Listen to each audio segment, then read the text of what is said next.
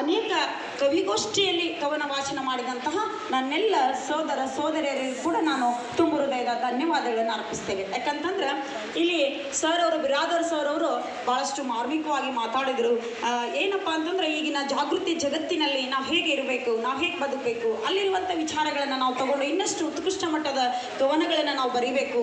ಕೇವಲ ಕವನ ಬರೆಯೋದು ಹವ್ಯಾಸ ಆಗಬಾರ್ದು, ಅದು ನಮ್ಮ ಜನರನ್ನು ಬದಲಾಯಿಸುವಂತಹ ಒಂದು ಬದಲಾವಣೆಯ ಕವನಗಳಾಗಬೇಕು ಅನ್ನುವಂತಹ ಮಾತನ್ನು ಹೇಳಿದಂಥ ಬಿರಾದರ್ ಸರಿಗೆ ಕೂಡ ನಾನು ಈ ವೇದಿಕೆ ಪರವಾಗಿ ಧನ್ಯವಾದಗಳನ್ನು ಅರ್ಪಿಸ್ತೇನೆ.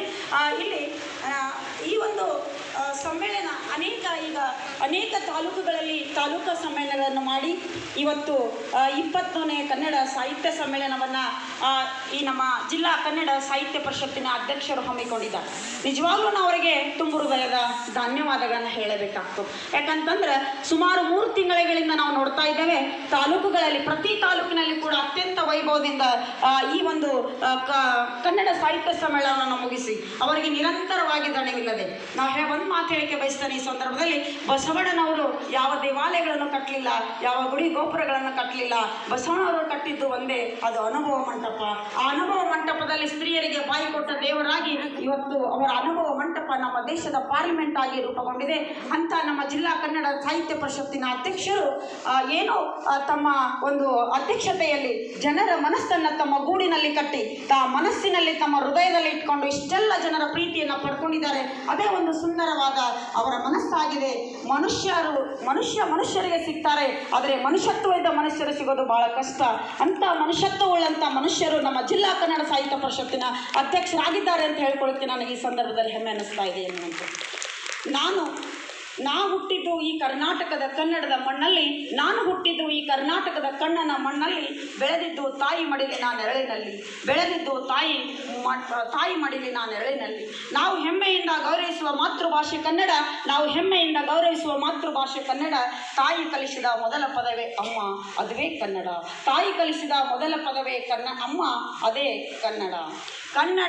ಕನ್ನಡಮ್ಮನ ಕಂದ ನಾನಲ್ಲವೇ, ಕನ್ನಡಮ್ಮನ ಕಂದ ನಾನಲ್ಲವೇ. ಕನ್ನಡದ ನುಡಿ ನನ್ನ ಉಸಿರಲ್ಲವೇ, ಕನ್ನಡದ ನುಡಿ ನನ್ನ ಉಸಿರಲ್ಲವೇ. ಕನ್ನಡದ ನೆಲ ನನ್ನ ತಾಯಿಯ ಮಡಿಲಲ್ಲವೇ, ಕನ್ನಡದ ನೆಲ ನನ್ನ ತಾಯಿಯ ಮಡಿಲಲ್ಲವೇ. ಈ ಮಡಿಲಿನ ಮೇಲೆ ಇರುವ ನಾವು ಮಿತ್ರರಲ್ಲವೇ, ಈ ಮಡಿಲಿನ ಮೇಲಿರುವ ನಾವು ಮಿತ್ರರಲ್ಲವೇ. ಬದುಕು ಇಲ್ಲೇ ಸಾವು ಇಲ್ಲೇ, ಬದುಕು ಇಲ್ಲೇ ಸಾವು ಇಲ್ಲೇ. ಮಧುವಂತೆ ನಾವು ಬಾಳೋಣ, ಮಧುವಂತೆ ನಾವು ಬಾಳೋಣ. ಸಮೃದ್ಧಿಗಾಗಿ ನಾವು ತೋರೋಣ, ಸಮೃದ್ಧಿಗಾಗಿ ನಾವು ತೋರೋಣ. ರಕ್ಷಣೆಗಾಗಿ ನಾವೆಲ್ಲ ಒಂದಾಗಿ ಬಾಳೋಣ, ರಕ್ಷಣೆಗಾಗಿ ನಾವೆಲ್ಲ ಒಂದಾಗಿ ಬಾಳೋಣ ಅಂತ ಕೂಡ ಈ ಒಂದು ನನ್ನ ಕನ್ನಡದ ನುಡಿಯನ್ನು ಈ ವೇದಿಕೆಗೆ ಸಮರ್ಪಿಸ್ತಾ ಇದ್ದೇನೆ. ಶಿಕ್ಷಣ ಮತ್ತು ಸಂಸ್ಕಾರ ಬದುಕಿನ ಮೂಲವಾಗಿರುವಂಥದ್ದು. ಕವನಗಳಲ್ಲಿ ಮುಖ್ಯವಾಗಿ ನಾವು ಸಾಮಾಜಿಕ ಮೌಲ್ಯಗಳನ್ನು ಕುರಿತು ಯಾಕಂದರೆ ಇಂದಿನ ಮಕ್ಕಳು ನಾಳೆಯ ಭವ್ಯ ಭಾರತದ ಪ್ರಜೆಗಳು. ನಮ್ಮ ಉತ್ತಮ ಮಕ್ಕಳನ್ನು ನಿರ್ಮಾಣ ಮಾಡುವ ನಿಟ್ಟಿನಲ್ಲಿ ನಾವು, ಆ ಮಕ್ಕಳಿಗೆ ಉತ್ತಮ ಸಂಸ್ಕಾರವನ್ನು ಕೊಡುವ ನಿಟ್ಟಿನಲ್ಲಿ ನಾವುಗಳು ಸುಂದರವಾದ ಕವನಗಳನ್ನು ಬರೆಯುವುದರ ಮುಖಾಂತರ ಮಕ್ಕಳ ಮಟ್ಟಕ್ಕೆ ಸಾಮಾಜಿಕ ಮೌಲ್ಯಗಳನ್ನು, ಶೈಕ್ಷಣಿಕ ಮೌಲ್ಯಗಳನ್ನು ಬಿತ್ತುವ ನಿಟ್ಟಿನಲ್ಲಿ ನಾವೆಲ್ಲ ಸದಾ ಸಿದ್ಧರಾಗಬೇಕು. ನಾವೆಲ್ಲ ಆ ನಿಟ್ಟಿನಲ್ಲಿ ಹೆಜ್ಜೆಯನ್ನು ಹಾಕಬೇಕು ಅನ್ನುವಂತಹ ಮಾತನ್ನು ಕೂಡ ಈ ಸಂದರ್ಭದಲ್ಲಿ ಹೇಳ್ತೇನೆ.